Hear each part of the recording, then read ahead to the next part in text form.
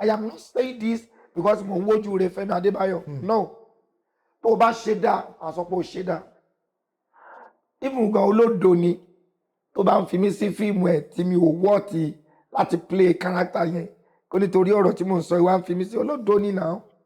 olódo ni bàbá ṣẹ́yìn ò mọṣẹ́ ṣe kò ní ìdí láti fi mí sí torí. ǹjẹ́ ẹ ti fìgbà kan jẹ oyè rí nínú àwọn ẹgbẹ́ yín. mo yé ti oyè.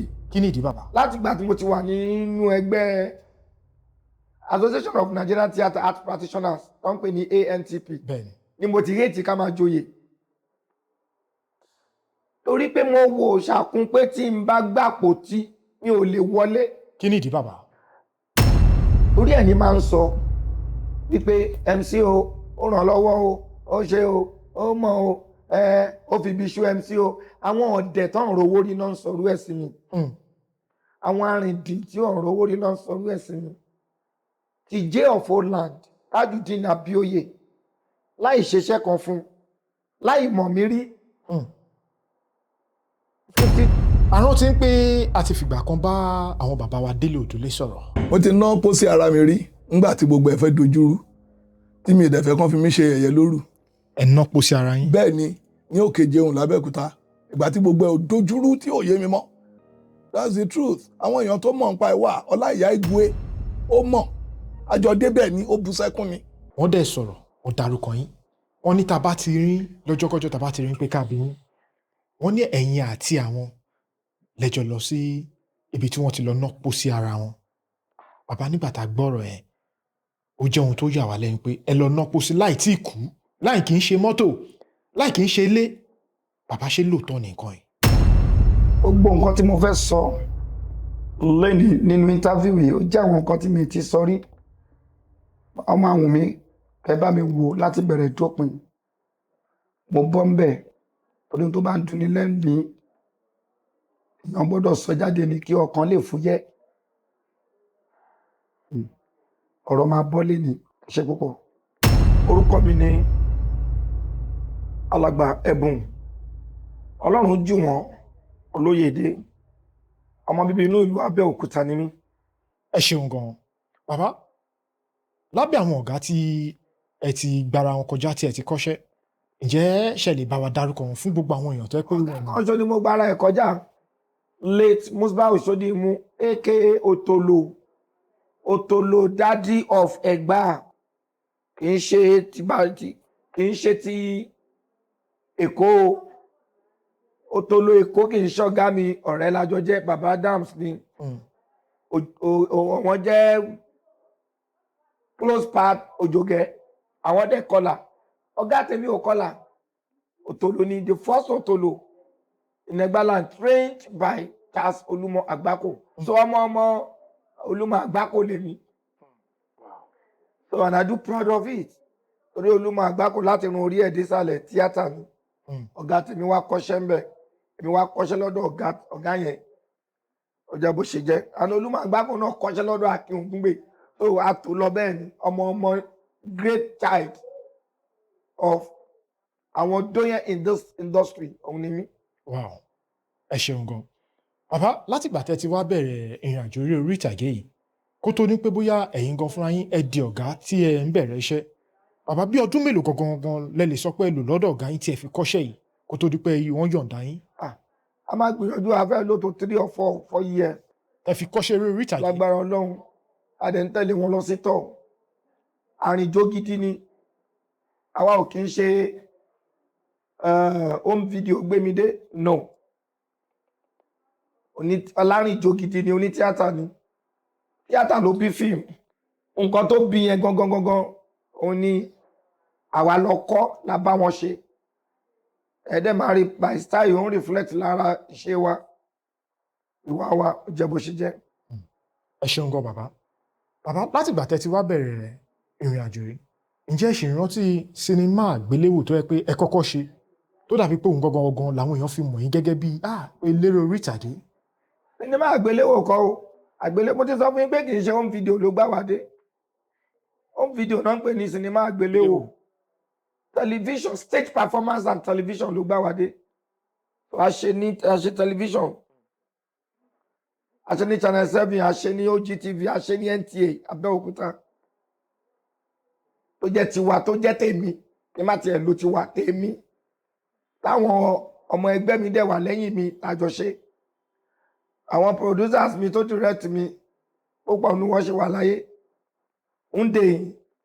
Túndé Àlàbí my brother olóṣèlú làwọn sìn international olóṣèlú pàápàá àwọn kankan náà ń pè ní Dúdú production kì í ṣe Dúdú heritage o Dúdú production the first Dúdú ní OGTV so last time tí mo rí wọn ilé wọn ni mo ti rí wọn ní Texas. Wow.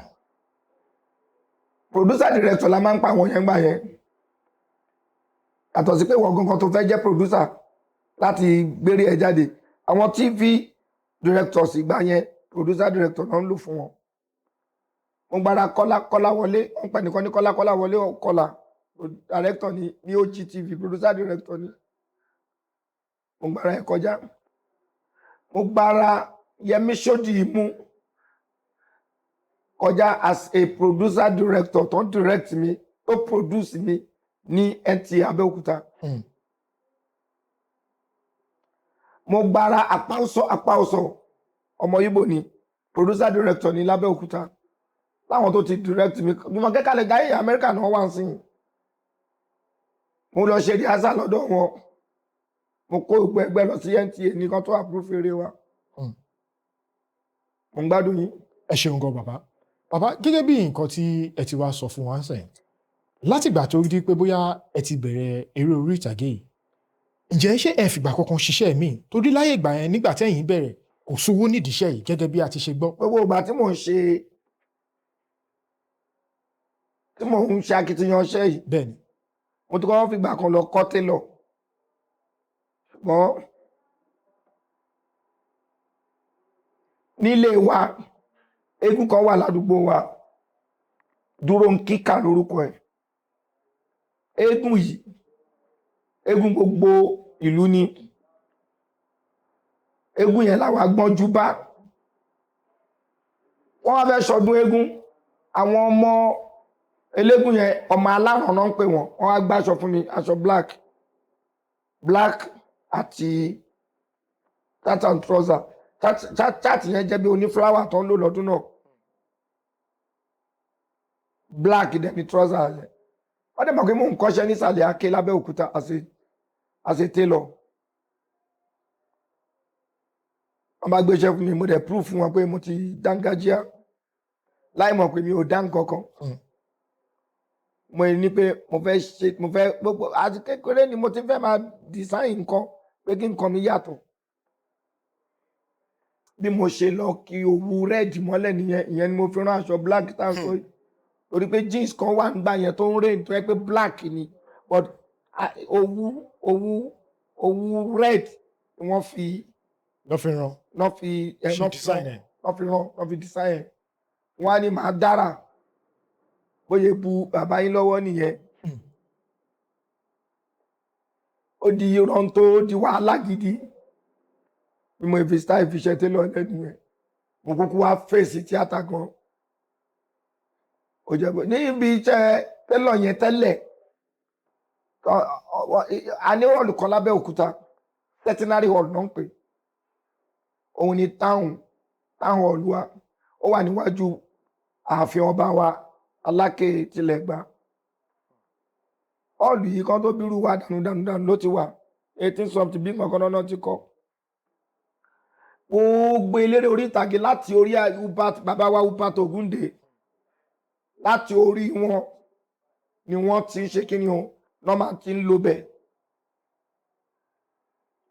olóúnjẹ kan wà bẹ́ẹ̀ alájà ní mọ́tà ó wà lẹ́yìn secondary hall yẹn wọ́n máa ń gbábọ́ fún mi lọ́rọ̀ oúnjẹ wa ìgbà míì tó bá tó jẹ́ gbààwẹ̀ wọ́n ń ta mọ́ínmọ́ín níbẹ̀ bọ́dà mọ́lá ní alájà ní mọ́tà ń ta àwọn náà tó ń ta mọ́ínmọ́ín tó bá ti tó gbààwẹ̀ opportunity burúkú rẹ̀ fún mi màá ti rí pé wọ́n ti lẹ̀ pósítà àwọn àdẹ̀ ti jó káàkiri ìlú pé lálẹ́ ìní eré wà tí n bá gbá bọ́ báyìí torí mi mọ́ ń jọ yẹn mo ń lọ wo àwọn eléré orí ìtàgé ni mo bá débi tí máa ń bá wọn ta cotton, mo bá débi tí máa ń bá wọn oyin pamphlet náà pé kí nìyẹn lọ́dún náà.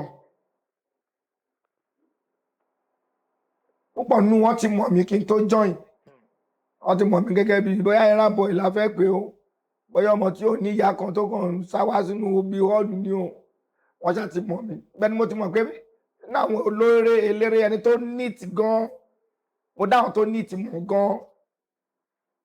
Baba Mero of blessed memory, kó chain sọ́rùn, bàbá chain gidi tó gbó. Neatness mo rí lára mentor mi lẹ́nìí, mentor mi Bello Aremu Adébáyọ̀ Salami, gbogbo nǹkan tí mo rí lára ẹ̀ ara ọ̀gá ẹ̀ ló ti kọ́. Ìbà fún àwọn àwàdà kẹ́ríkẹ́rí yẹn tó pọ̀ mi Èkó ni wọ́n neat gan. Bàbá Yẹmí yẹn á fún wọn ní Panama, very hands up. Ó lè sọ pé òun ni Baba Mero. Mo tún wá fi style náà torí Adé love yẹn tí handsome látòde ọ̀run ní tiẹ̀, ó handsome ó fi kú báyìí ó gbé handsome lọ ni, ó dẹ̀ ń wọṣọ. Ṣọlá ọmọ Ògúnṣọlá ẹ̀gbọ́n mi nìyẹn, Ìtòkú arọ́kúrọ́rùn, Ìtòkú arọ́kúrọ́rùn ọmọ Ìtòkú Mọ̀rékè, Ìṣọ̀lá Ògúnṣọlá ló ń jẹ́ bẹ́ẹ̀. Olókùúta lábúlé tiwọn. Ẹ̀gbá ní ilé Ẹ̀gbá ní Olókùúta ẹ̀bọ̀ tí ń sìn nígbà tí wọ́n pín ní 1776 tí wọ́n pín state, ó ti bọ́ sí Ọ̀yọ́, but ilé Ẹ̀gbá sì ní dọ́là. Ìyẹn lábúlé wọn Olókùúta, but ìlú wọn Abẹ́òkúta ní ìlú wọn ó jẹ́ Tòkú. Tó gbọ́ ti use mọ́ ní tíátà kó tó di pé mo. Ẹ bẹ̀rẹ̀ kó tó bẹ̀rẹ̀. Bàbá tó wá fún wa ní ọ̀làjú jù tó dúró ti gbogbo wa ó Akin Ògúngbè of blessed memory. Akin Ògúngbè, kọ́lọ́mbà mi tẹ́ wọn sáré fẹ́ rí. Èmi àṣẹ Ọlọ́run. Because àwọn ni wọ́n jẹ́ bàbá fún wa lábẹ́òkúta. Àwọn ni wọ́n wá ń tukọ̀ gbogbo wa ṣe máa jẹ́ èèyàn lẹ́yìn. Ògúngbè gbìyànjú ń gbèsè ayé wa. Ẹ ṣeun gan bàbá.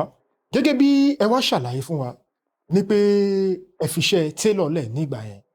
A dẹ̀ mọ̀ pé láyé àtijọ́ àwọn tó jẹ́ bí àwọn òbí wa nígbà yẹn wọn ò fara sí pé kí ọmọ máa ṣe nǹkan tó bá jọmọ́ bí eré orí ìtàgé, ṣùgbọ́n torí pé wọ́n máa ń rí ẹni ẹ bígbà pé ọ̀lẹ èèyàn ni. Báwo lẹ ṣe convince àwọn òbí yín pé iṣẹ́ tẹ̀yin fẹ́ yàn láàyò lélẹ̀? Báwo lẹ ṣe ṣe? Ẹ ṣe olóòtú. Kò sẹ́ni tí ó lójú ẹni tó prosper lénìí tí àwọn òbí ẹ̀ tí wọn ò deal pẹ̀lú ẹ̀ nígbà tó bẹ̀rẹ̀ iṣẹ́ yìí. Bàbá tèmi, màámi alájàpá ni, bàbá mi àgbẹ̀ ni.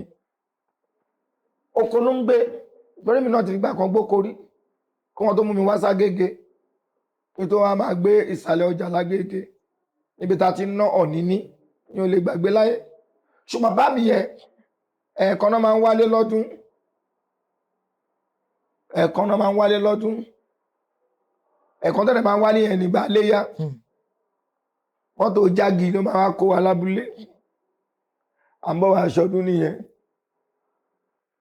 Wọ́n máa lóòdù wa bí àwọn ará Somalia ni. Ṣùgbọ́n ó dé stage kan tí mo bẹ̀rẹ̀ sí ṣeré yẹn, àwọn àbúrò bàbá mi ránṣẹ́ sí bàbá mi lóko, kò dẹ̀ fẹ́ gbọ́ràn mọ́ iṣẹ́ télọ̀ yan pé kó kọ́ kò dẹ̀ kọ́ mọ́ kíká ṣe. Bàbá mi ní tí ìgbà tí gbọ́ràn kan lébi kó lágbólé, and they did so. Wọ́n lé yín. Mo kúrò lágbólé, mo wá bọ́ sí agboolé míì ní opposite wa, wọ́n pe ibẹ̀ ní agboolé Amọ́lẹ́gbẹ́.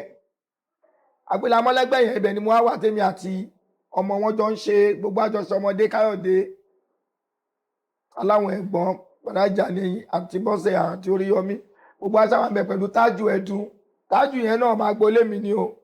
Ìyẹn náà wọ́n jọ sẹ́ndì wa ìwé pé iṣẹ́ tíátà tá ń ṣe, iṣẹ́ tíátà yìí kò ń ṣiṣẹ́ gidi.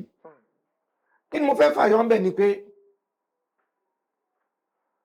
bí mo ṣe ń lo bẹ̀ ni mo tún ń lo ọ̀dọ̀ ẹ̀gbọ́n dádì mi kan, Ọbánládò, Ifá onífá làwọn, àwọn náà ti lọ sìn bàbá Ọmọlẹ́gbẹ́ náà ti lọ kọ́lọ́n fọ̀rùn káwọn méjèèjì àmín àṣẹ. wọ́n tọ́ mi bí ọmọ wọn wà bàdàn agboolé wa gangan agboolé olówó Gẹmọ wọn á wà ní ọ̀dọ̀ ọba ńládo Ọmọlẹ́gbẹ́ mo ń ṣe ayé mi ń bẹ̀ wọ́n dẹ̀ fàyè gbà mí ń bẹ̀ wọ́n fàyè gbà mí débi pé mo ṣeré kan lọ́dún kan Okùn Ìfẹ́ ní that was 85 nígbà tí wàhálà dé ìyá Káyọ̀dé Ọmọlẹ́gbẹ́ yẹn ló fẹ̀yìn pọ̀n mi torí wọ́n pè é ládùúgbò àwọn ẹja ìkí ń panu mọ́ wípé lé fún ọmọ yẹn láṣẹ kó ńlá ṣeré ká má kó sí pósí mo rò pé ó fẹ́ bá pósí yẹn lọ ìyá yẹn wá ní ẹ má yẹ kó bá pósí lọ ẹ má jẹ́ kó bá lọ ìyá yẹn ò jẹun ẹ má yẹ kó bá lọ òun gangan ò tí ì jẹun ara ẹ púpọ̀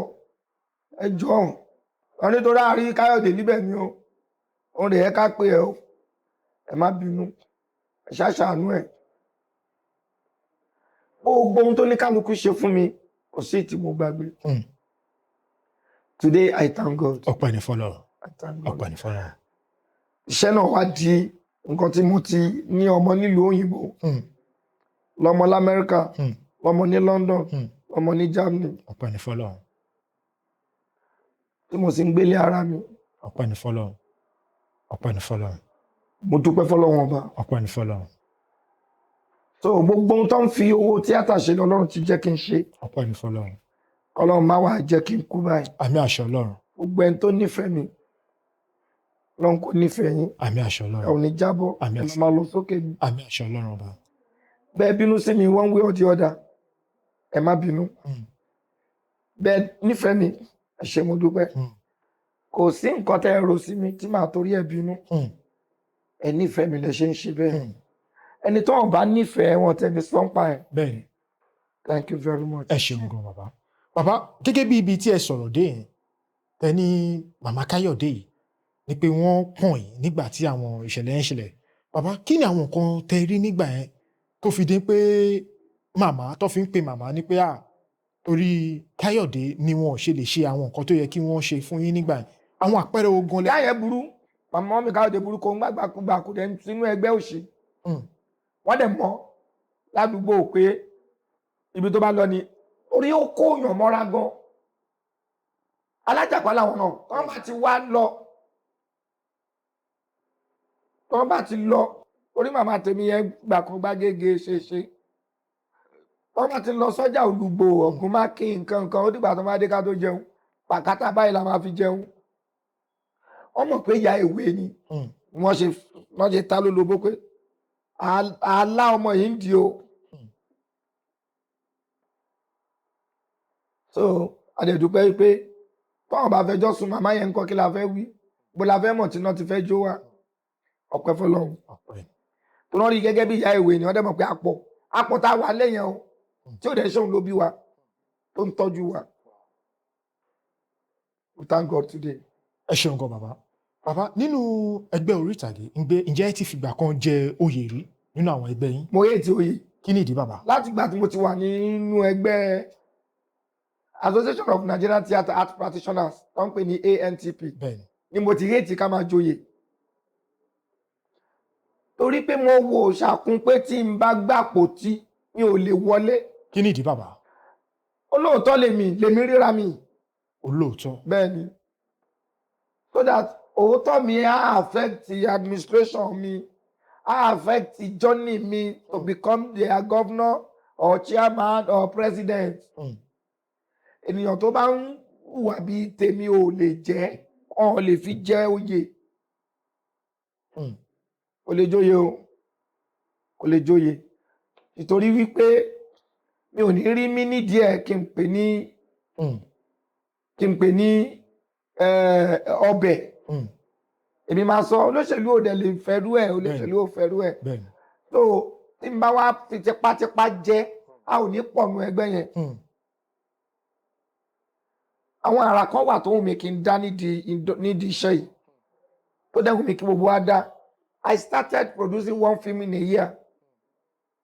ẹyọ kan ni mò ń ṣe lọ́dún gba tí mò ń ṣe yàrá ẹni tó ń ṣe 4, 5, 6 méje lẹ́yìn wọ́n ti méèkì ẹ̀ ṣùgbọ́n èmi ò rí nírí wípé dandan mo láti méèkì ẹ̀ through fíìmù mẹ́wàá àbí márùn-ún fíìmù ẹyọ kan mo lè fi ṣe gbogbo ohun tí màá ṣe ṣùgbọ́n àwọn tó ń ṣe mẹ́rin márùn-ún mẹ́fà yẹn ò jẹ́ kí àwa tá a ní ẹyọ kan ti tó yẹn wọn ò jẹ́ ká rọ́nà lọ ó wá dàbí páwa ò mọ̀ ọ́ ṣe àwa dẹ̀ rí i pé we need to beautify our profession àwọn òyìnbó gan ò kì í ṣe báyìí ní wìtìwìtì báyìí but wọ́n rà wá bí wèrè àwa dàbí wèrè láàrin wọn púpọ̀ nu wọn mèkì ẹ̀ lẹ́nu o tí púpọ̀ nu wọn tẹ máa ń sọ pé ẹ wo ẹ má dàbí mo ti dà ẹ má fi mí wé yín o kò dẹ̀ mọ̀ wípé àwa pọ́nṣẹ́ yẹn lé ni àwọn àrà tó wù mí dá yẹn ọlọ́run ti wá gbé ọmọ kan dìde tí mi ò rí dá bóyá kí n tó kú èmi náà lè gbìyànjú díẹ̀ torí èjì ò fẹ́ fi side kò fẹ́ fi sí ní side torí everyday lọ́jọ́ orí ń lọ bẹ́ẹ̀ni ohun ọmọ náà ní Fẹ́mi Adébáyọ̀ I do proud of that guy every day mo dẹ̀ ń ṣe prayer fún mi ìṣèpolówó fún kó bá nífẹ̀ẹ́ mi máa fi mí sí fíìmù ẹ̀ o no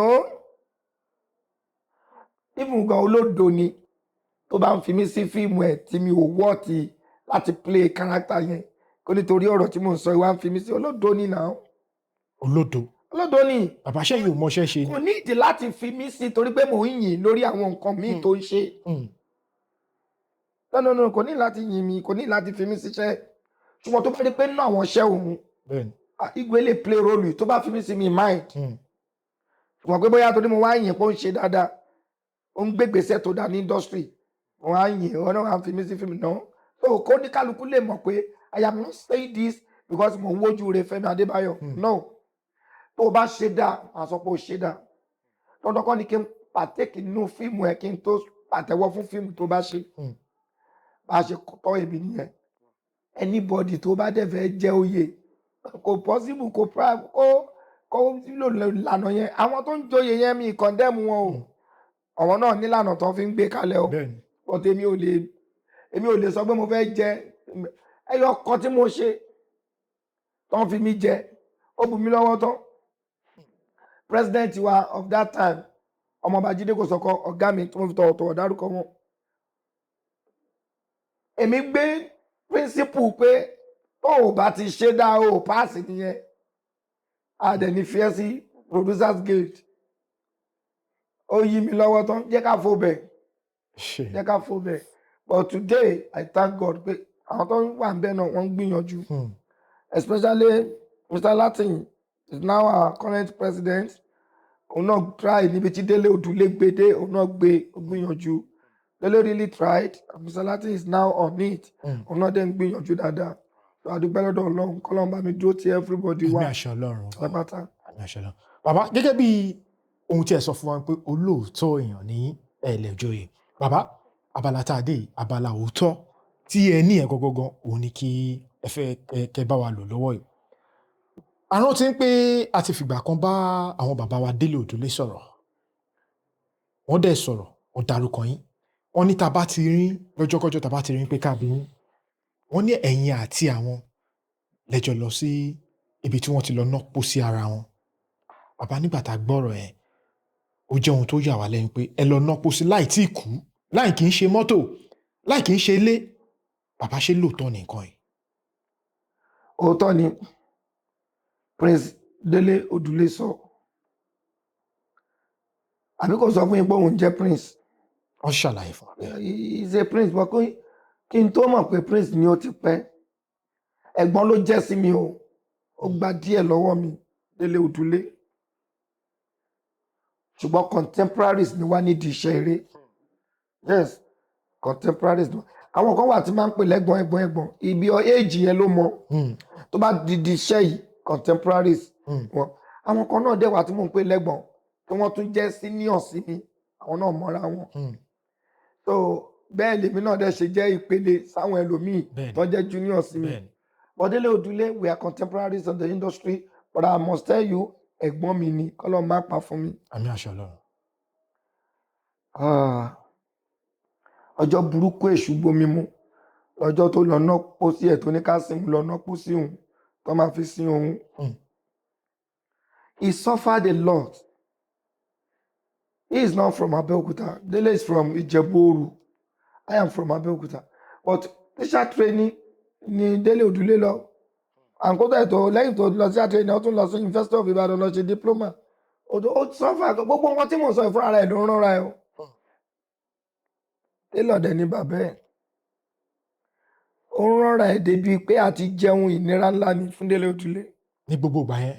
Bẹ́ẹ̀ ni Dele Odule fìgbà kan kó lọ ọ̀dọ̀ ọ̀rẹ́ wọ́n pè ní Fẹ́múlà ó gbé bẹ̀ títí gbogbo ìgbà tí Dele Odule lò l'Abẹ́òkúta bí ìgbà tó ń yálé àwọn èèyàn gbé ni bí ìgbà tó ń gbọ́dọ̀ àwọn èèyàn ó gbọ́dọ̀ Mr. Túndé Sálísù wọ́n fi ìgbà kan jọ sanwó ilé ìgbà kan Túndé Sálísù ló ń san of blessed memory Fẹ́múlà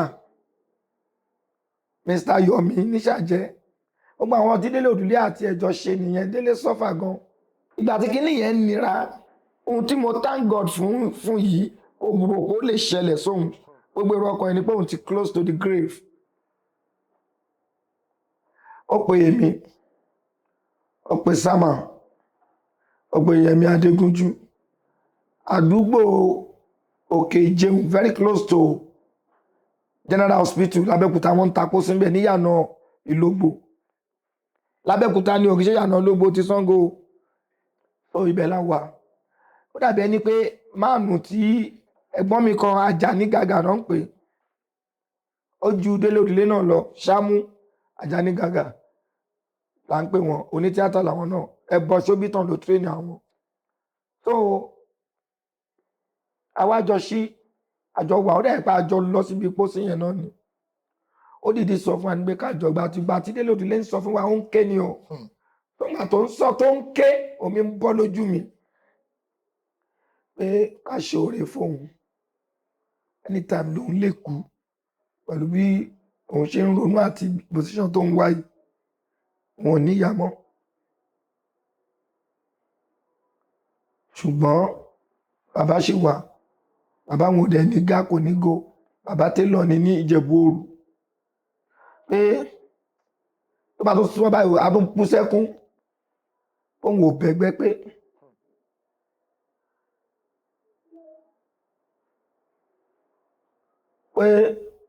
tóun bá kú kò ní hun òun kí òkú òun tún ṣẹlẹ́yà kan tó máa bú òkú òun ní Ìjẹ̀bú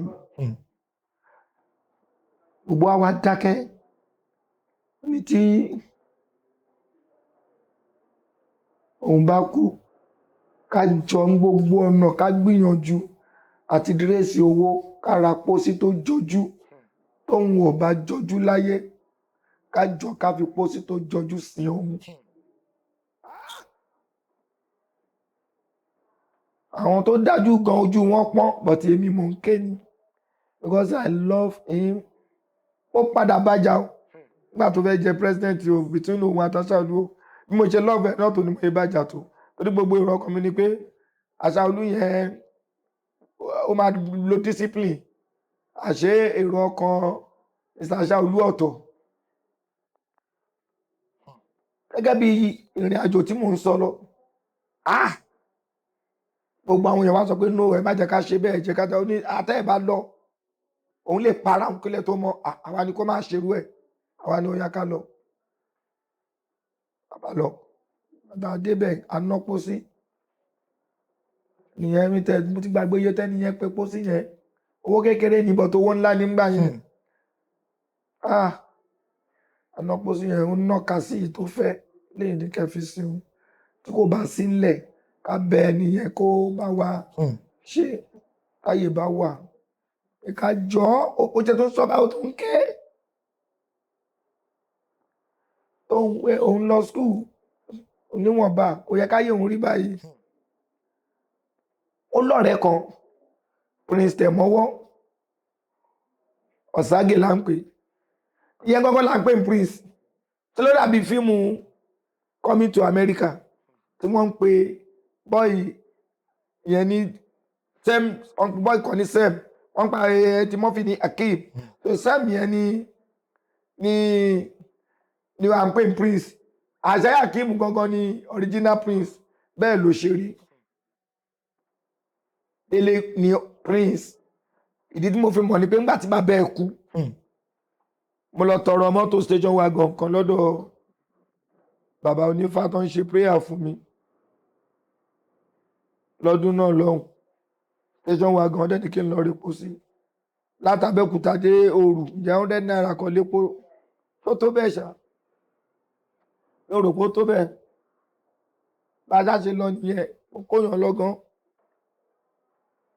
Nígbà tí a wá débi tí nígbà tá wọ́n wá fẹ́ tó kákòókò tó fẹ́ sin bàbá yẹn wọ́n bá gbé ọ̀pàdé wọ́n tún gbé gbogbo aṣọ kìíní kan dé wọ́n gbé àwọn ètùtù délé ọba mu why this only Prince ni ní délé òdúlé wọn níbẹ̀ ni so wọ́n sin bàbá ẹ̀ royal kìíní náà fún bàbá délé òdúlé wọ́n ṣe sin bàbá délé òdúlé ni àwa ni òkè àwa ò mọ̀ débi pé wọ́n sọ pé ọba lè kàn anytime ṣùgbọ́n mo ti wà lẹ́gbẹ̀ẹ́ ìjọ kan tó lóye kan pèpè délé kí n ṣe wọ́n rí máa jọba kìíní yìí tó ní ẹ bá fi mí jọba yín òjijì lẹ máa rí adé ìlú lórí mi tó máa fi ṣe tíátà tẹ máa rí àwọn aráàlú máa gbá mi létí gbá mi ẹ ní láìkí ẹ ra fèmí ilẹ̀ o. I love Dele Odule. Wow. Dele Odule happens to be a fantastic actor. I love him so much. Wow. Lẹ́ni Dele tó ní ká lọ bá òun náà pósí. Bẹ́ẹ̀ni. Dele Odule yẹn ti nílé Ìbàdàn tó kọ́ fúnra ẹ̀. Dele Odule yẹn nílé Lábẹ́òkúta ní Òru nílùú ẹ̀ tó kọ́ fúnra ẹ̀. Dele Odule tó ní Vim Village. Bẹ́ẹ̀ni. Lẹ́ni ọpẹ́ fún Dele Odule. Ọpẹ́ ní fọ́lọ́run. Dele Odule nílẹ̀ l'Ékòó. Ó lè kọ́ anytime. Èmi náà nílẹ̀ l'Ékòó. Mo nílẹ̀ Lábẹ́òkúta yàtọ̀ sílé. So gbogbo ẹ̀ Ọlọ́run ṣe. Bẹ́ẹ̀ni. Gbogbo ọmọ Dele Odule pátá graduate ni wọ́n. Masters. PhD. Lóríṣiríṣi bẹ́ẹ̀. So ọpẹ́ fún. Ọpẹ́ ní fọ́lọ́run. Bàbá ṣé ní industry lẹ ti pàdé bàbá Dele Odule ni àbí ẹ ti mọ̀ wọ́n tẹ́lẹ̀? Ti pàdé wa mọ́ra rí o because nígbà tá à ń ṣàrìnjó kiri òun àti gúrùpù tí wọ́n tán dálẹ̀ wọ́n ń pè ní Yomi Odus Theatre Group tọ́dọ̀ tèmi ń jẹ́ Olóyèdé Theatre Group along the line mo ṣe ń jẹ́ sí Baba Congo and his comedy group no Baba Congo ni mo kọ́ jẹ́ kí n tó jẹ́ Olóyèdé so during that time stage la máa ń ṣe kiri àpàdé lórí ní stage ó láwọn members kan tí mo ṣì máa ń rántí dọ̀la Grace tó pupa báyìí ó ń jó yàtì mo ṣì bá kàn ṣe kó tó di pé ó kú Bísí nìyẹn ló ń jẹ́ mo ṣì bá wọn ṣe ni ó bá mi ṣeré ìyẹn náà tó bá mi ṣeré ó kàn pàtẹ́kì ní òkú kọjá lọ́dọ̀ mi o so Dele Odule àti mọ́ra ti pẹ́ òun jẹ́ Dele Ọ̀ságèdì yẹn òun jẹ́ Yomi so àwọn ń pe group wọn ní Yomi Odus Theatre Group so Dele ti wà ti pẹ́ nígbà mi ti Dele bá fẹ́ lọ tọ́ o máa lọ gba mọ́tò bàbá Omilani tó máa gbé lọ tọ́ we've been together for a long time. Wow.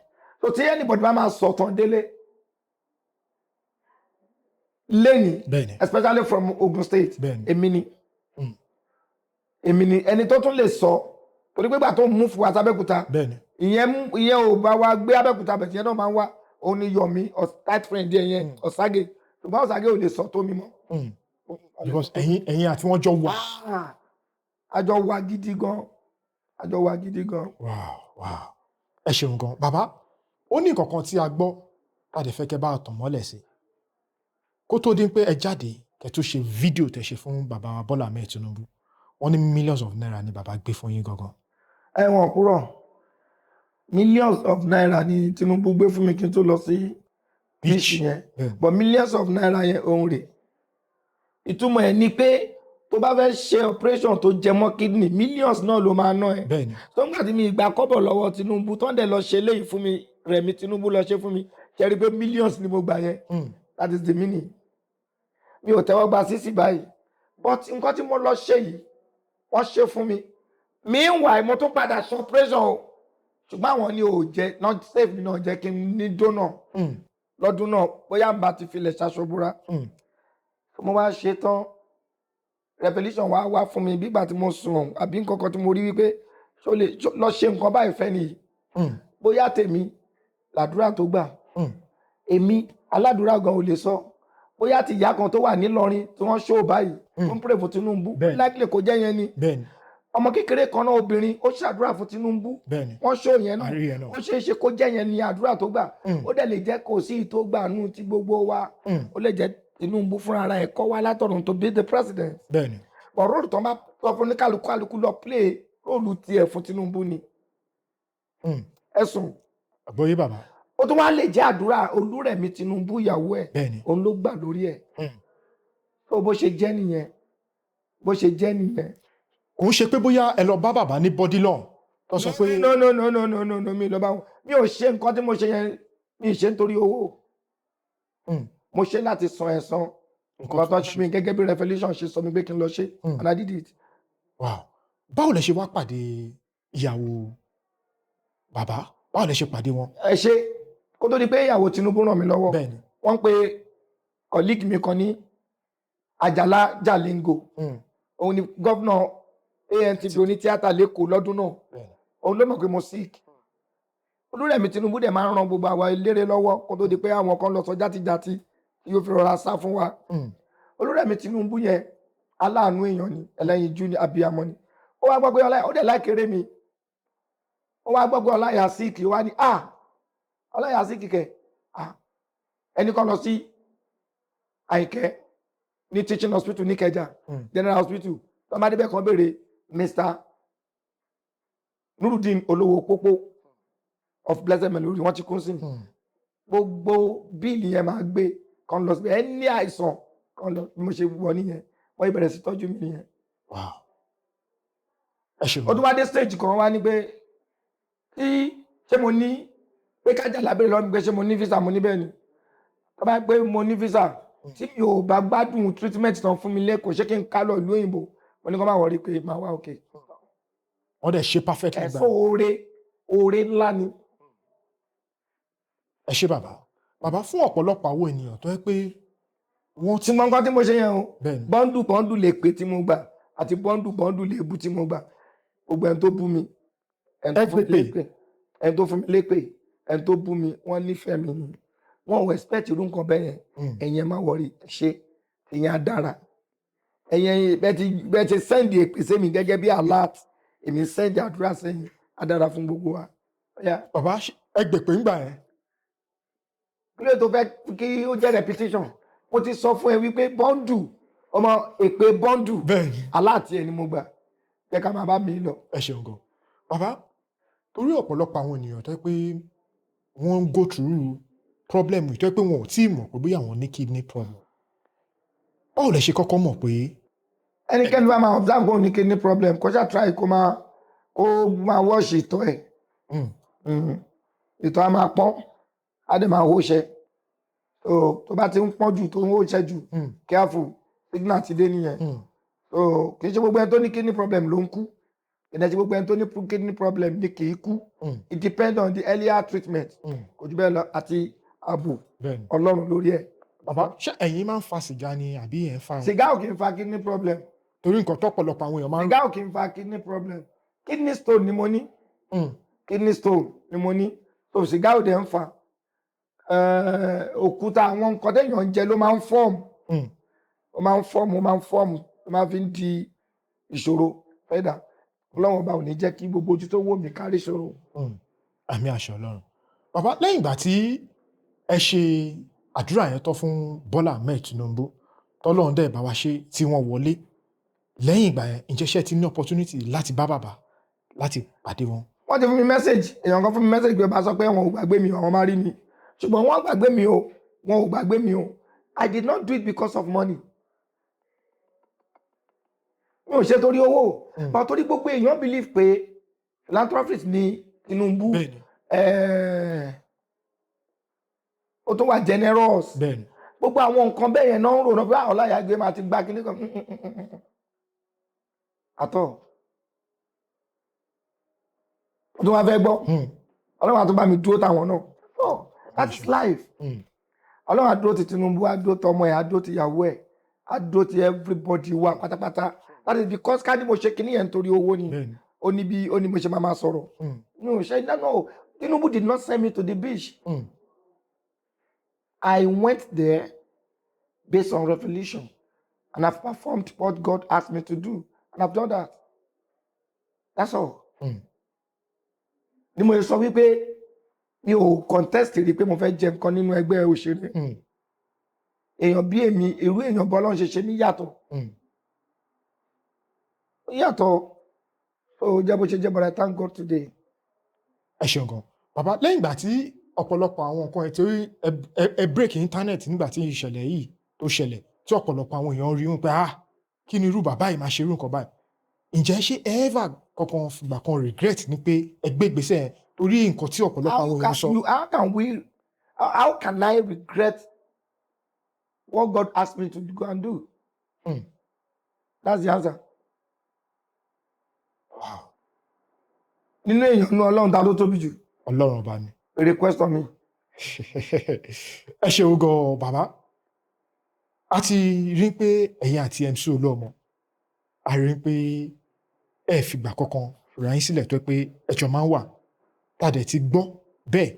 Bàbá, báwo lẹ ṣe mọ MC Olúọmọ gan? Aside from pé bóyá ẹjọ́ gbajúmọ̀. Àbúrò mi lẹ́mc. Ọmọ ìyá ọmọ bàbá. Abẹ́òkúta nìyẹn. Ìjẹ̀bú Èjìgbò Òṣòdì sọ̀lọ̀ òní bàbá ẹ̀. Ọmọ Àwórì ni lẹ́kọ̀ọ́. Bọ̀tẹ̀ yan okùn òní gùn títí ká má mọ̀ bí ta ti já wá. Bẹ́ẹ̀ni. Ẹ̀gbá níyà ẹ̀. Irú láti mo kọ igan ló wà ní ojú màmá. À ń pè wọ́n ní ìyá Agége. Ọmọ Alábàtà ni wọ́n l'Ábẹ́òkúta. Wow. Bàbá, nínú àwọn nǹkan tí àwa gbọ́, wọ́n ní lẹ́yìn ìgbà tí ẹ ṣe prayer fún Tinubu, tá dẹ̀ mọ̀ pé MC Olúọmọ èèyàn Tinubu ni wọ́n, ọmọ bàbá ni wọ́n. Mo tó fẹ́ bèrè ní pé bóyá Tinubu fún mi bóyá wọ́n fún yín mọ́tò. Wọ́n fún mi mọ́tò láti lọ ṣe kinní fún Tinubu. Ọ̀hún gbà tí mo ṣe kinní fún Tinubu tó fún mi mọ́tò. Àtọ̀ tó àhesọ ní gbogbo yẹn. Àhesọ ni. Àhesọ ni. Báwo ni ọ̀rọ̀ mọ́tò ṣe wá jẹ́ sà? No, mo ṣe birthday ńgbà kan tó fún mi mọ́tò tán dásọ. Birthday, ọjọ́ birthday mi gangan. So kò ní nǹkan ṣe, kò tí ẹ̀ mọ̀ ń pa ọ̀rọ̀ pé mo lọ ṣe nǹkan fún Tinubu. MC Olúọmọ ò mọ nothing nípa ẹ̀. Ó ní mo sọ yìí. Next question. Bàbá Kókó, wọ́n ní gbogbo ìgbà tí wọ́n fẹ́ ṣe campaign election, torí a rí àwọn bàbá wa lápẹni tí wọ́n jáde ní gbogbo ìgbà yẹn náà, táwọn náà ń sọ pé àwọn ti lọ ṣe campaign, àwọn ò rówó, àwọn ò rí kankan. Bàbá, ṣé ẹ̀yin náà tẹ̀lé wọn pẹ̀lú àwọn tó lọ ṣe campaign nígbà náà? Olúọmọ dá ẹgbẹ́ kan sílẹ̀ tó ń pè ní CGI. CGI yẹn èmi ni mo jẹ́ DG ẹ̀. Ọ̀rọ̀ mọ́tò ti kọjá ní ọdún kan. Èmi mo ṣe CG ẹ̀ ní ẹgbádùn mi. Bẹ́ẹ̀ ni sà. DG, sorry, mo ní CG, DG. Èmi ni DG ẹgbẹ́ náà. Àpẹgbẹ́ náà ní CGI. Àwọn alápèní everybody gbogbo wa pọ̀ ńbẹ̀. And then mo gbà tí inú Olúọmọ ń dùn torí ẹ̀ ṣubú, ó make our promises kan. Even after the campaign, òun máa ṣe organization yẹn máa lọ òkè. Òun máa kọ́, òun máa ní ilé fún everybody máa ṣe tí campaign bá ti dé, wọ́n máa ṣe before campaign gan máa wá nǹkan ṣe ń bẹ̀ fún àwọn èèyàn. Ṣùgbọ́n nígbà táwọn alápèní wa bọ́ síta tán sọ̀rọ̀, Bẹ́ẹ̀ni. wọ́n tó yẹ kí MC Olúọmọ ṣe ni pé kó ránṣẹ́ pé wọ́n. Ìbá má pè wọ́n, kò lẹ́tọ̀ọ́ àti pè wọ́n. Tó bá jẹ́ wípé ìgbà tó ń pè òun gbé aago kan tó lọ ṣe interview. Ṣé mo sọ fún yín pé ibi tó dòdò ọ̀rọ̀ tèmi ti máa ń rí bákan nìyẹn. Gbogbo ìgbà tí wọ́n ń pè bóyá láti bá sọ̀rọ̀, tó bá gbé aago wọn, ó ṣe é ṣe ká má rí tó máa lọ ṣe interview. Ó dẹ̀ rọ́ǹgì láti lọ ṣe interview tó bá yẹ pé MC gbé aago wọn. Wọ́n á ti jọ sọ ní tùbí nùbí because púpọ̀ nínú wọn náà ni wọ́n jẹ́gbọ́n fún. Tóun náà dẹ̀ like wọn, tó dẹ̀ ti ń fún wọn ní nǹkan tẹ́lẹ̀. But ìyẹn yàtọ̀ sí ọ̀rọ̀ iṣẹ́ òṣèlú tó ń rìn. Irú alápèní yẹn ó ní problem ẹsẹ̀ ní time tí à ń ṣe campaign yẹn. Ìrìn dẹ̀ ni iṣẹ́ yẹn nínú oòrùn. Tó máa lọ, ó máa gbà mí, ó máa jókòó síbi kan báyìí. Mo tún máa ní ẹja ṣe. So gbogbo yẹn ni gbogbo púpọ̀ ní wọ́n rò. Tí ó gba àwọn nǹkan tó tiẹ̀ wá sọ pé ó máa ṣe fún wọn tó bá ti lè ṣe, kò sí tó ní kí gap àti bá wọn sọ̀rọ̀ wà. We discuss with them. Ẹ̀wọ̀n bàbá. So irú ọjọ́ ìní, a sọ pé ṣé bẹ́ẹ̀ ṣe wá sọ́dọ̀ mi tèmi àti ti jọ finalize ẹ̀. And I told you pé bye ni o. The rich also, nígbà mi, the rich also cry ó dà báyìí ló ń ṣẹlẹ̀ jẹ fún mi táyì olówó kan sí nìkan tó máa ní kò kì í sí ìgbà tí èèyàn máa ní little issue láti fi sort out àwọn nǹkan èèyàn ṣe pé owó tán lọ́wọ́ ẹ̀ o àtọ́ èèyàn ṣe pé owó tán lọ́wọ́ olówó yẹn o bọ̀tà kìíní yẹn ó lè jẹ́ yẹn ló ṣe face lọ́wọ́ náà bọ̀ ká ní opportunity wà wọ́n ti jọ discuss but ìgbà táwọn náà rí pé kò gbàgbọ́ àwọn ló di pé àgbàbí interview ló à ń ṣe but today wọ́n tó ti settle ẹ̀ àtàlápè ní àtẹ̀mísí o wọ́n tó ti wà báyìí everything lọ bẹ́ẹ̀. ẹ ṣeun gan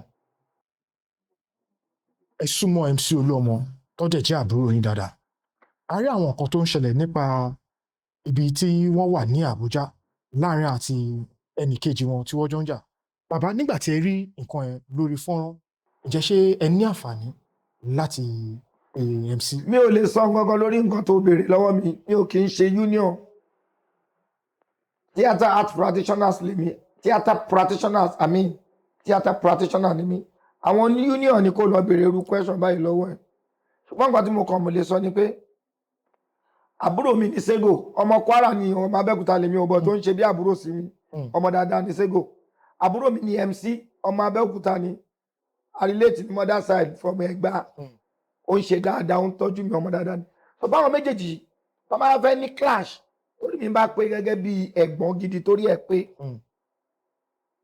unity wọn ló yẹ kí n work towards kì í ṣe bí máa jẹ́ kí ìjà yẹn máa continue no wọ́n so ta lèmi tí máa jẹ́ kí ìjà máa continue mi ò dọ́dọ̀ Sego rí kó sọ̀rọ̀ MC láìda kó ṣẹlẹ̀ rí MC ò pè mí jókòó kó sọ̀rọ̀ Sego láìda lójú kó ṣẹlẹ̀ rí so the unity of the two is very very important to me kò jù bẹ́ẹ̀ lọ so a lè ti dúpẹ́ pọ́n ti bá wọn kò sógun mọ́ kò sọ́tẹ̀ mọ́ ìfẹ́ ti ń lọ ìfẹ́ dẹ̀ ti ń jọba.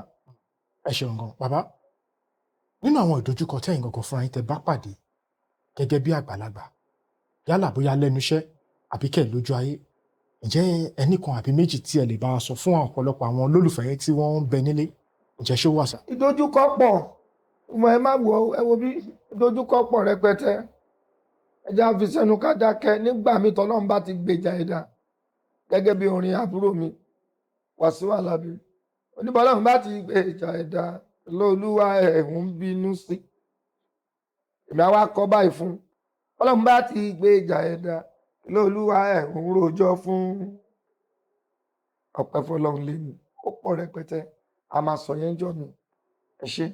ẹ ṣeun gan bàbá nínú àwọn nǹkan tá a tún gbọ́ nípa yín wọ́n pa arákùnrin kan ní Tìjẹ́ of Holland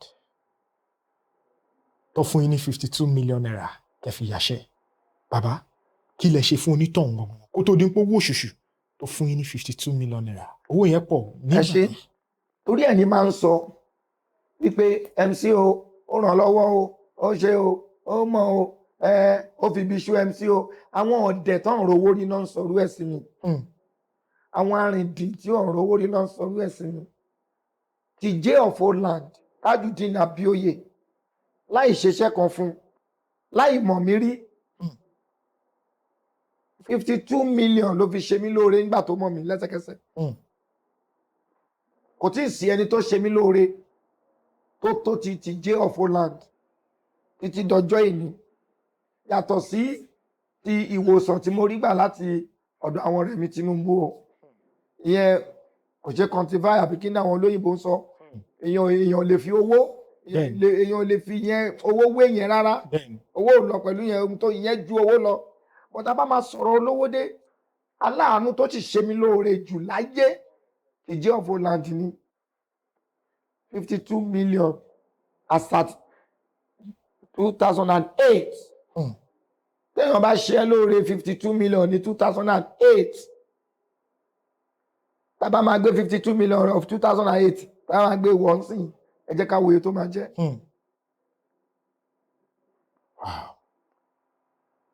ó wu ọlọ́ládé Mr Money mi mo wá wà ní London àwa ń ṣúùtì fíìmù Ìjẹ̀ṣà bàbá Ìjẹ̀ṣà kan náà Omiyinka èmi Mr Latin gbogbo wa pọ̀ àwa wà ní ibẹ̀ láti Ramoni ọmọ Sàlàwẹ̀ ó bẹ́ mi àti Mr Latin sort out issue kan pé láàrin ọ̀gá àtọmọṣẹ́ àyànjú ẹ̀ láàrin ara wa.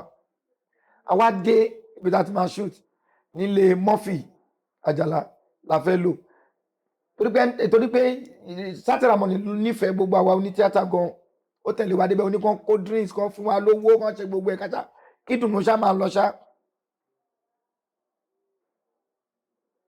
Wọ́n bá jókòó bá ní ìyẹn Saoty ló bá ní Ọláìyá ṣùgbọ́n pé wọ́n ní o fún Mr. Latin ní nọ́mbà pé tó bá dé London ẹnìkan máa tọ́jú ẹ̀ Saoty Ramoni. Mo ní bẹ́ẹ̀ ni. Ò ní bínú tí mo fẹ́ sọ fún ẹ yìí o. Mo ní mi lè bínú.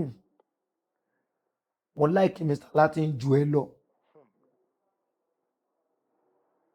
Ṣùgbọ́n ìwọ ò mọ̀, ìwọ kàn ń ṣe tiẹ̀ ni.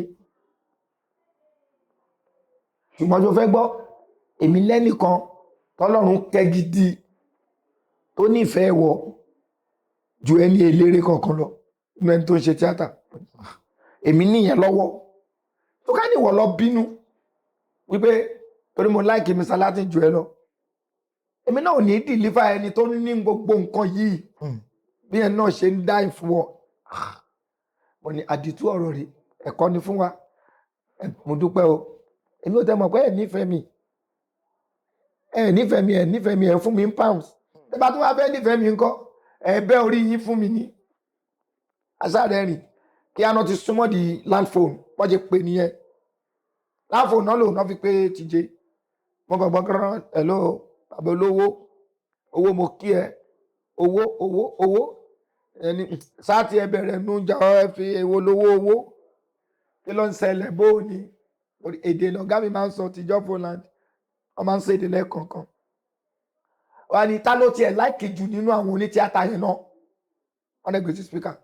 Ta ló láìkì jù ọ̀gbẹ́ni tí máa ń wọ súùtù áyọ̀n ni wọ́n á ní ta ni tó ṣe Mr. Money mo sì ń wá kò sí tí ń lè fún ó mọ̀ try lórí fíìmù ọ̀hún gan.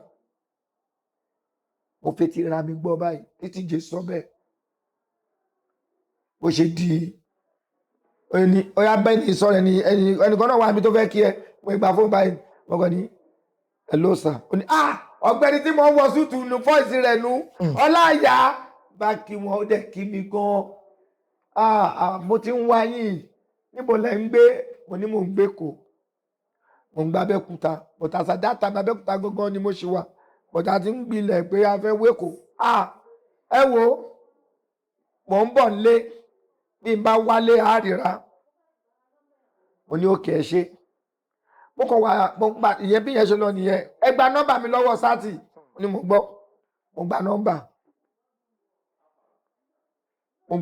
mo ń pe ẹni yìí kò gba aago mo dẹ̀ yà ń wò ń tèmi wọ́n padà sí Nàìjíríà láti London wọ́n wà ní Harmony navigator ni mò ń lò ó yọnu ọlọ́mọgbé yẹn tó fẹ́ tún ṣe wá mú kàn wà ní Harmony bí kọ́ọ̀lù àbúrò mi ṣe wọlé nìyẹn Lọ́lá Àlàó àmúni ẹ̀ló Lọ́lá àwọn Yorùbá ọ̀ṣọ́ láfíà ọmọ yẹn kankan kó ní àwọn àbọ̀dá mi bólẹ̀ wà mo ní mo wà ní Harmony ẹnìkan fẹ́ bá yín sọ̀rọ̀ ń bí máa gba fóònù ẹni ẹ máa gba fóònù hello ìjẹ ní sọ̀rọ̀ mi babaláyé tẹwàá òkè mo ti dé Nàìjíríà o wọ́n fẹ́ lo bí wọ́n fẹ́ lo ilé wa ń bí ní bá ní mo fẹ́ rí Ọláìyá Igwe o ṣé wọ́n mọ nọ́mbà kan bá mi pè yín wọ́n máa pè mí ó ti ní ká ẹ pè mí ṣe bá ti sọ̀rọ̀ London mo ní mò ń try mo ń pè yín nọ́mbà yín bóyá ní tó ń pè pọ̀ gbogbo aago kọ́lẹ̀ dẹ̀ lè gbé àti aago àwọn àǹbẹ̀ lọ́hùn báyìí ó ṣáà tún kú sẹ́rìn lọ́jọ́ yẹn ló ní kí n máa bọ̀ wọ́n á pè ṣòkòtì dání mo ṣe lọ síbẹ̀ nìyẹn lẹ́yìn tó bá mi ṣe mọ́tò tán bá ṣe wọ nìyẹn that was the genesis of our relationship. Ẹ ṣeun gan gbogbo ìgbà tí ẹ fi wá ń sọ yìí bàbá ṣé ìyàwó wọn ìgbà kan wo. ìyàwó TJ ló láìkì mi jù ó láìkì mi gan ọjọ́ tí màá mọ̀ pé ó nífẹ̀ẹ́ mi ìyá Jamiu ó burú o òun náà burú o tó máa ń pa but wọ́n á fẹ́ lọ London kan ní 2014 mo fẹ́ lọ pẹ̀lú ọmọ mi báyìí mo fẹ́ mọ ọmọ mi kan lọ sí abroad yẹn America kì í ṣe London America. Gbogbo disappointment ṣá wáyé ṣá lọ́tún lọ́sẹ̀.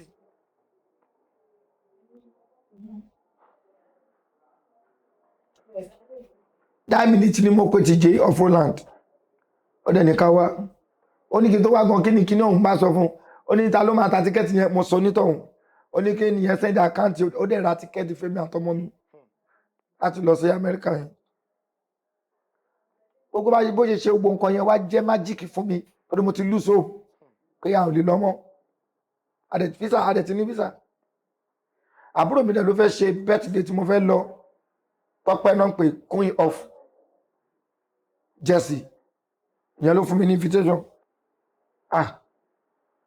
Kí láti máa ṣe mo dẹ̀ ti lọ sí ní 2009 mo ti lọ sí America first America mo ti lọ first America but eléyìí 2014 ni wọ́n ní okay tọ́nà bá ní lílọ ni o ní TJ ṣe oore yìí nìyẹn gbà tí TJ ṣe oore yìí ó wá surprise mi mo wá lọ ọmọ ọmọ mi dání àwa ní ká lọ kí ní VGC lẹ́kọ̀ọ́ bá ṣe débẹ̀ báyìí tí mò ń kí báyìí pé chairman mi mo dúpẹ́ o mo dúpẹ́ ẹ ṣé gan ìyàwó TJ kàn yọjú lókè ni ẹ ló mo ti gbóhùn yín náà bàbá rí wọn èwo lẹ ṣe tẹ̀ ń lò fọkọ mi ẹ má lo ẹ fún ẹ má pa ẹ̀gbọ́n lẹ jẹ́ sí ṣé nítorí ó fún ó bù yín lówó ẹ má pa o ẹ má lo ẹ fún bí ẹ bá lo ẹ mo lè má jẹ́ débi mọ́ àbúrò ló jẹ́ sí ẹ má torí pé kówó lẹ̀kẹ́ mọ́ lo ẹ the first ìyàwó lówó tí máa rí tó máa sọ̀rọ̀ ẹ nìyẹn. Ó lè lo ẹ ó lè máa lówó fún olówó mi kíyàwó ẹ̀gbọ́n máa bínú pé ṣé kò lè lo ẹ fọkọ òun ni ìyá Jamiu ni ẹ mọ́ tó bẹ́ẹ̀ rọrọ àbúrò ẹ wo Ọlọ́run ló lówó àbúrò ló jẹ́ sí ó ní kẹ́ ẹ lò so that àyà yín ò ní lè jà tẹ bá máa bá a sòdodo ọ̀rọ̀ ẹ mọ́ bá ń bá sọ ọjọ́ orí òun wà ń bẹ́ẹ̀ mo wá láti gbà ni mo ṣe respect ìyá Jamiu lójú ọkọ ẹ ní kò pè mí sẹ́yìn o ẹ dẹ̀ mọ̀ pé obìnrin ló nílé bẹ́ẹ̀ni mo ṣe corporate nìyẹn straight but èmi sì yọ ẹ lò fún TJ lẹ́kọ̀ọ̀kan but ìyẹn bẹ́ẹ̀ but ìta àfijọ́ ló pọ̀ jù àwa fún ìmọ̀ra wa àwa ń ṣẹ̀fẹ̀ gan àwa ń ṣe. ẹ ṣeun gan bàbá. Thank you wọn náà ṣe thank you very much. lẹ́yìn náà lẹ ṣàlàyé fún wa nínú àwọn nǹkan tí a gbọ́n pé ẹ kúrò ní Ìgàndò ní Àjàwó estate Ìgàndò ẹ gbàbẹ̀ lọ sí Àjàwó estate ní pé MC Olúọmọ yìí náà tá à ń sọ yìí nípa àwọn lọ sanwó lé yín. Lẹ́ẹ̀kan ó dẹ̀ ló 5 years síbẹ̀ ẹ̀ẹ̀kan tó ló bá mi san èmi dẹ̀ lọ́dún 5 bẹ́ẹ̀ tó bóyá jẹ́ nìyẹn. Torí pé lákòókò púpọ̀ bàbá ṣe rí Tinubu gbígbà pé wọ́n ṣe dáadáa pẹ̀lú situation of things nílùú yìí. Ọ̀rọ̀ Tinubu tẹ́ béèrè pé ṣé wọ́n ṣe dáadáa àbí wọ́n ṣe dáadáa. Bẹ́ẹ̀ni. Èmi náà máa fi béèrè question yín láti ọdún tó ti bí yín mo mọ̀ pé bí mo ṣe ń wò yìí ti fẹ́ súnmọ́ bí 40 àbí 40 lè jẹ́ ọ̀kẹ́jú 40 lọ bí mo ṣe ń wò yìí láti ọdún tó ti bí yín yẹn ta ni president tó jẹ́ lórílẹ̀‐èdè yìí tó jẹ́ pé ńgbà tó ṣe tán bóyá ọdún 4 ló lò ó bóyá ọdún 8 o tó ṣe tán tó ń lọ tèmi pẹ̀lú yín àti gbogbo aráàlú tó kù tá wá ń sunkún pé jọ má lọ jọ má lọ you are too good you are too good tani náà ẹjọ ẹ má bínú ẹ má dárúkọ àwọn tó kú o ẹni tó kú ẹ ò lè mọ ohun tó máa jẹ́ ẹ̀ǹdì ẹ̀ ká ní kò kú so gbogbo àwọn tó kú tó ń jẹ́ president yẹn don't mention them don't mention Murtala don't mention Yar'Adua so Yorùbá sọ pé ikú ti bò wọ́n láṣìírí so ẹ jẹ́ ká gbé yẹn tì ẹni tó parí tẹ́nà tó wá ń lọ tí gbogbo èmi àti gbogbo aráàlú ta wá ń sunkún pé you are too good ò ṣe dáadáa ó máa ṣe má lọ tó wá ọyẹ sọ fún mi. Ẹ ṣeun gan bàbá gẹ́gẹ́ bíi pé èmi ni mo jẹ́ adarí ètò yìí ẹni tó bá dẹ̀ jẹ́ adarí ètò wọn fi ìbéèrè dáhùn ìbéèrè bàbá ẹ má bínú mọ̀ nílé dáhùn ìbéèrè. ẹ máa fẹ́ káwọn aráàlú bá mi dáhùn ẹnu comment section pé kàn sọ pé lágbájá báyìí ni the only thing tí mo máa rí ń bẹ̀ ni pé èpè lèmi àti yín jọ fi ń sin gbogbo ẹni tó jẹ president náà tó bá ń lọ nígbà tó bá wá lọ èpè láfi sin Yar'Adua àwọn ọ̀pọ̀ ń sọ pé ó mọ̀ ṣe léni èpè láfi sin Buhari èpè láfi sin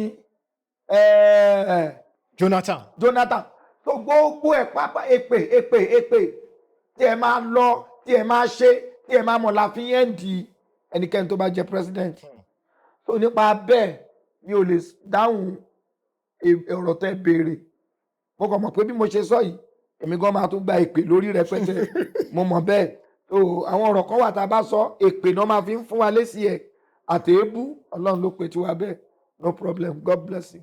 bàbá èpè tẹ̀yìn sọ pé ẹ̀ ń gbà yìí bàbá kí lẹ̀ ń lò tẹ̀yìn pé èpè yìí àdìpọ̀ lẹ̀ mọ́ yín lára àdẹ̀rí pé bóyá gbogbo èpè yẹn náà bóyá ó ń bà yín kí lẹ̀ ń lò gangan. máa ń gbádùn èpè wọn wá òkè orí ẹni mi ṣe lè bú wọn padà ká ní kò wá òkè máa ti bú wọn padà gbogbo ẹni tó ti fún mi lè bú àtẹ̀pè adára fún yín ayé yín tí inú àdá o ohun tó wù yín ẹni lọ́wọ́ lẹ̀ fún mi yẹn ohun tẹ́mi ní ni mò ń fún yín yẹn ayọ̀ ní ti yín adára fún yín thank you. ẹ ṣeun gan bàbá láàrin Yorùbá industry àti English industry ta lè lè sọ pé àwọn ló kọ́kọ́ bẹ̀rẹ̀ sinimá.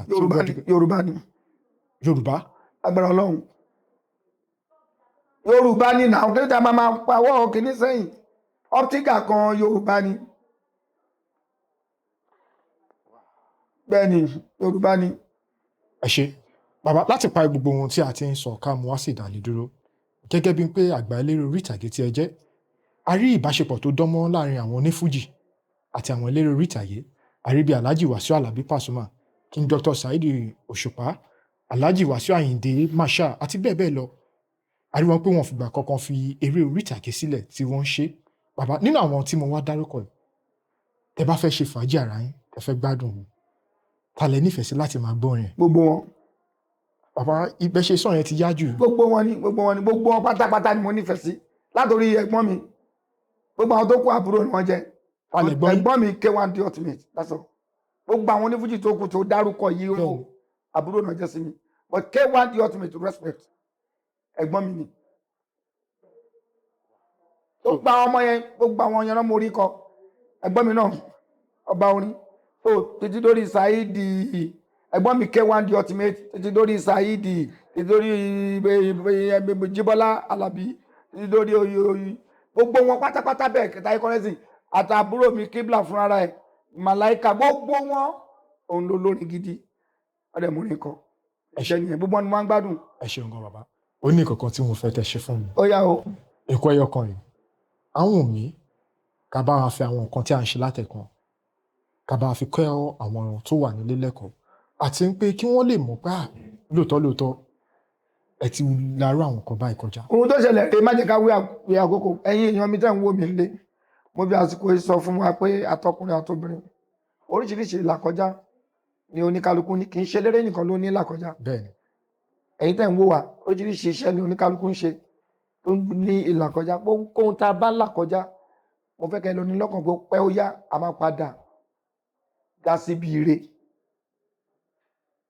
a máa padà là á síbi ire ni kọ́nà má jà là lékú lọ́wọ́ ká má là lé àrùn lọ́wọ́ ká dẹ̀ máa rọ́jú láti tẹ̀lé ìlànà àṣà àti ìṣe ilẹ̀ Yorùbá ká dẹ̀ gbàgbọ́ pé Ọlọ́run wà téèyàn bá ti lè ní gbogbo wọn yẹn kò sí wàhálà Ọlọ́run á dúró tì wá ẹ ṣe púpọ̀ ojú tó ń wò mí àdàrà orúkọ mi lẹ́ẹ̀kan sí Ẹ̀bùn Ọlọ́runjúwọ̀n Olóyèdé gbogbo ayé mọ̀ sí Ọláìyá Igwe.